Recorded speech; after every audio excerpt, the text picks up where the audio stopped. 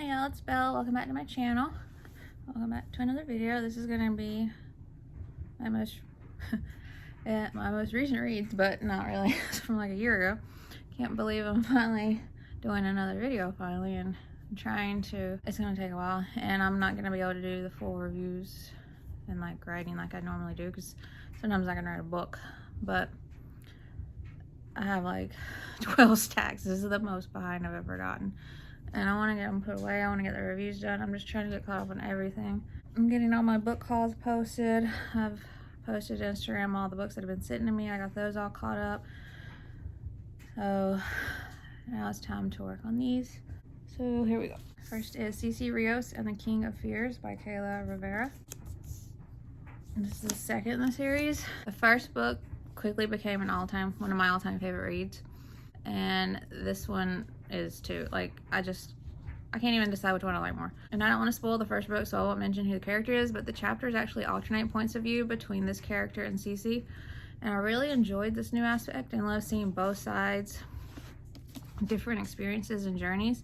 The world building is even more next level in this one. Alright, or underworld building, because that's where most of it is. All the different Kritoras, Brujas, Curanderas, Dark Saints, and more are just some of the incredible parts that just make up this incredible world. Rich in Mexican folklore and culture for sure, just like the last one, and I loved every single detail. Cece has even more character growth and development, and I was so proud of this girl, especially with her father's actions in the first book, and more we learn later. And I'm so glad the author put such a hard topic in this, along with all the fantasy and, you know, all the stuff. It's hard, yes, but it's real, and unfortunately is a real thing some kids deal with, and they will see themselves in Cece and that it's not their fault, because whatever's broken in the one that hurt you is not your fault. They made their choices, and that's on them. Cece's written perfectly. She's a character that could easily come across in an unlikable way if she was written differently, but this author just makes you love Cece and wish that you could just protect her. But you are so proud when you see her realize her worth and know she can protect herself, and she is enough just the way she is. She's such a sweet girl. If only more humans were like her. To be able to see past one's hurts, horrors, and masks, and see the human inside and want to help them, it's just remarkable. I still adore her friends Kit, Ocelot, I don't know if I'm saying that right, Little Lion, and Coyote. Coyote still has my heart and probably always will. He had so much growth in this as well, and I was also so proud of him. Little Lion made me so proud too. I was proud of all my little ones. Great themes and messages on not letting anger or hurt or trauma destroy you. Don't let the fire consume you. Also learning to be happy and proud of who you are, to stop listening to those who beat you down with their words and know you are enough. To forgive yourself. It can be the hardest thing. Might not sound it, but it can. Don't dwell on all the wrong you did in your past, but just look for ways to make things better, do better, be better.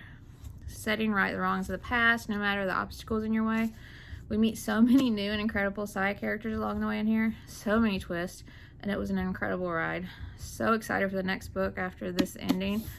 And it's been such a long time that I have the next book now. HarperCollins sent it to me. Thank you so much. So I'm about to dive into it after I finish another sequel I'm reading. I also thought I saw a connection between Ocelot and an amazing Bruja we meet in here, so I'm interested to see if I'm right. Just love this and can't recommend these enough. And there's a favorite quote from in here that I just felt and I loved, and it was, "You did not plant its seed, but you must prune the weed." Beautiful. And I don't know if the book haul has gone up yet, where I mentioned just to save, because I'm looking for illustrators and then putting them in like the description box. I'm just going to start reading who the illustrators are, because if that's what I'm doing. And the illustrator is Morel Ortega, an amazing illustrator. And next, The Girl Who Walked on Air by Carroll. And I was so happy to dive into another book by her. I had a great time with this one. At the end of the book, Louis had some great character growth and development, but for most of the book, she came across as bratty, whiny, and self-centered, stubborn, and just mean at times. You think she'd live this high-class, spoiled life the way she acted, so it was such a contradiction. Other than that, I love the writing, of course, the atmosphere of the story, and all the other characters, and especially Pip. I also love the circus in here. It's so rare, especially in historical fiction books, not to see wild animals. I'm extremely against any circus of wild animals used, and it's just be human acts. Well, this was just that, and I love that so much and appreciated it so much. and absolutely loved the ending and has such a fun time with it. And the cover illustrator is Julian de Navarez. And I read the second, I think it's just a duology, Cameron Battle and the Escape Trials by Jamar J. Perry. I think I'd won this. It's been such a long time. On a giveaway on the author's Instagram. I'd right into this after finishing the first book. I think I enjoyed the first book more, but I still had a great time with this. This just didn't have as much warmth and heart as the first one, I guess. Cameron was also a little bit mean and bratty at times in here, and while I get that, I didn't necessarily like it. I still loved Chidani so much, and loved all the new places, people, and beings we got to see in this one. Everything is always so vividly described in such amazing imaginative detail that I just eat it up. The ending was satisfying yet bittersweet to me. It wrapped up like it was the end. So I'm thinking it's just a duology, but I'm not sure, but I'm pretty sure. Love the writing, the characters, and the mythology folklore so much. And it's a beautiful cover by, just edited in who the illustrator is because it doesn't say. This is an advanced reader's copy.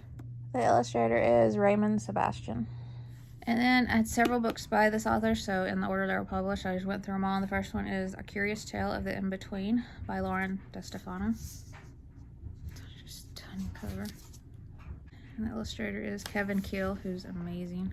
And usually I don't read synopsis, but it's because I'll do like what I'm going to read, or it was in a book haul, or it was sent to me, or I do a TBR, but I haven't done one of those. So 2 of these are sequels, but for Emma Carroll's The Girl Who Walked on Air. Ladies and gentlemen, boys and girls, we bring you the sensational story of Louis Reynolds, whose dream is to be a circus showstopper. Her typewrote talents put the finest performers to shame, yet the path to fame is a rocky one. To travel it, Louis must first witness a terrible accident, meet 2 mysterious strangers, cross Niagara Falls, and look death square in the eye. Will Louis find the courage, ladies and gentlemen, to face such challenges and become the girl who walked on air? And then this one. Pram wasn't told the story of her birth. Pram Bellamy has always seen the 2 worlds around her, that of the living, happy and dull, and that of the dead, hiding unnoticed behind every door and around every corner. But the orphan Pram much prefers the company of ghosts that only she can see, especially that of her best friend Felix. Then Pram meets Clarence, a boy from school who has also lost a parent and is looking for answers. Together they arrive at the door of the mysterious Lady Savant, who may be able to see ghosts too, and who promises to help them, but this spiritualist knows the true nature of Pram's power, and what she has planned is more terrifying than any ghost. Wow, I definitely wasn't expecting that when I picked this up, but I absolutely love this book. This is a darker upper middle grade with very hard topics like kidnapping, murder, and the hardest being suicide. So maybe read it first to see if you want your kids to read it if you have any concerns. I absolutely loved it though. There's great messages throughout, lying to the ones we love about hard subjects, and while it's done out of love, it can have horrible outcomes, like not telling Pram how her mom really died, but saying it was during childbirth. So then Pram carries a heavy guilt around her that she killed her mother, and that's why her father doesn't want her, and thinks her aunts didn't want her because she killed their sister but got stuck with her. It's a lot for this little girl. I love the paranormal aspects in here and adored Pram's ghost friend Felix and her first living friend Clarence. What she goes through when she is taken is horrible. The backstory of where she's taken and the backstory of Lady Savant is both fascinating and horrifying, but it's all stemmed from something that was done to her when she was a little girl. And for having the same ability Pram has, it changed her to become someone evil and hurt people. So much atmosphere in here, and I love the ending, and I immediately picked up another one of her books because, like I said, I had to read them all. And then I read Scumble. It's a companion to Savvy, which I read before, by Ingrid Law. I think this is the second in the series. And the illustrator is Brandon Dorman. And while I love so much of this book, the meanness and just horribleness of some of the characters in here just made me so mad and took away a lot of the enjoyment out of the read. We follow a different member of this family a few years after the first book, maybe 4 to 6 years. And it's a cousin of Mibs named Ledge. I loved his savvy, his magical power. They call him Savvies. And the setting at this Wyoming ranch. I love seeing characters that I loved in the first book as well. I couldn't stand the twins who are his cousins. They are so mean, and no one ever tells them to stop being such mean brats. And then Sarah Jane. I had to skim her parts for the first half. She made me so mad. She stole something, was an annoying brat, threatened, and was the cause of all the foreclosures in this town. If she knew her dad did that anytime she was around people from town, then why didn't she just stay away? Love the core family in this just as much as the first, though. Love the writing and descriptions. Great atmosphere. Absolutely loved Winona and everything that happens at the scrapyard. Really love the climatic scene and the outcome, and love the ending as well. And then our Honest June by Tina Wells. This is the first in the series. It's a naked hardcover. And the illustrator is Brittany Bond. And it's illustrated throughout, too. June has always been a people pleaser, telling harmless little lies to make friends and family happy. She's convinced being honest about her feelings will only hurt the people she loves. Until out of nowhere, a secret fairy godmother appears to bless her with the ability to only tell the truth. Seriously? Now she has no choice but to be honest. And the truth is this: June feels stressed out. Middle school is no joke. Between field hockey, friend drama, and her parents' high expectations, she feels so overwhelmed that sometimes it's hard to breathe. When everything spirals out of control, will June find freedom in telling the whole truth and nothing but, or is she destined to battle the crush for the rest of her life? This was a magical, wholesome read. It was fun and whimsical. June did slightly annoy me, though, and I couldn't understand also why she stayed friends with one of her close friends, because they just are so awful. Such a toxic friendship. And her parents were another level of annoying. Parents like that or something else. Overall, I had a fun time. I just stayed annoyed with so many of the with a lot of the characters. Then the next Lauren DeStefano book, The Peculiar Night of the Blue Heart. Another beautiful cover. Again by Kevin Keel. Lionel is a wild boy who doesn't much like to be around other people. He'd rather be a purring cat or a wolf stalking the woods. Maribeth is a nice girl. She doesn't need to be told to comb her hair or brush her teeth, and she's kind to everyone at the orphanage. Lionel most of all. Different though they are, Lionel and Maribeth are best friends in a world that has forgotten about them. So when a mysterious blue spirit possesses Maribeth and starts to take control, they know they must stop it before the real Maribeth fades away forever. I'm just loving LaSalle's writing so much. This was so different and just amazing. The whole story of the woman who runs the orphanage and of these two kids themselves was wonderful. Lionel and Maribeth are such uniquely written characters, and I love them so much. Then the blue spirit, the mystery behind everything, and then just everything that unfolds and ends up happening on this adventure is just superb. And I love the conclusion also. Just highly recommend. And another Emma Carroll book in Darkling Wood. Stunning cover. Illustrator is Daniela Jaglinka Terrazani. And I already know I love it just because Emma Carroll is the author, and I love her books, and this was no exception. Monday, 11th November, a day to remember. A middle-of-the-night phone call brings news that could save Alice's brother's life. Back in 1918, the war over, another girl awaits her brother's safe return from the front.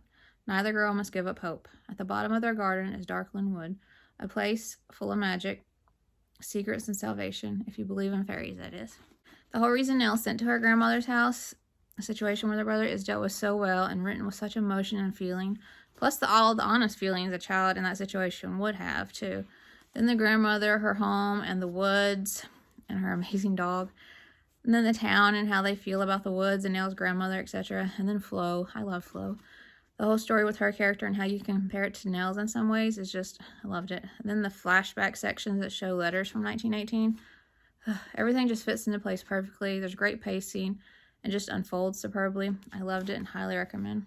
And then another sequel, the second in Secret of the Storm, Land of Dragons by Beth McMullen.